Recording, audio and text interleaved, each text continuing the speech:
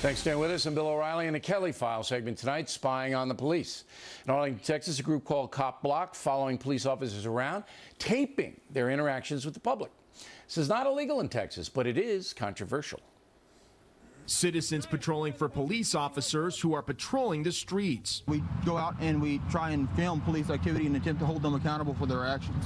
Joseph Ty and this man, who would only identify himself as Jose, are part of a network here in the Metroplex called Cop Block. They say they're providing a public service to help ensure that officers don't overstep their bounds. We don't hate the police, quote unquote.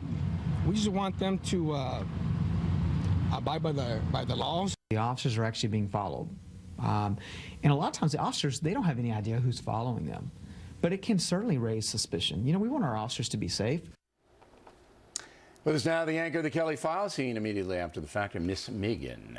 You know, there's enough stress on police before these clowns chasing them around, you know, because it distracts them. You're riding down the road trying to do your job, suddenly it's like, Paul Bunyan is after me. Yeah, there's somebody with a camera in your face, you know? Right, the guy with the beard, and he looks like a biker. But being a police officer, it requires a lot of patience. And I don't think people understand that. You got to deal with idiots like all day. All day long, right. Sometimes within your own department. And then you have these jerks really looking to cause antagonizing trouble. you. Yeah, antagonizing you. That's the problem, is that the bad behavior by, you know, some cops gets so much media coverage that in some communities they develop this reputation as bad people.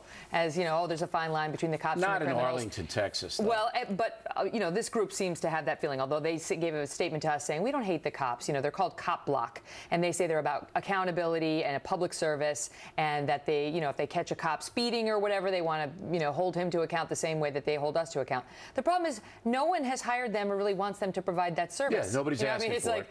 The other thing is there's a question about how they feel about the police and where this could wind up. If you go to their website, it's all anti-cop. And they have one video posted called When You Should Shoot a Police Officer. So it doesn't sound like they really love the cops. When you should shoot it. One of the co-founders is named, hold on a second, I have it here,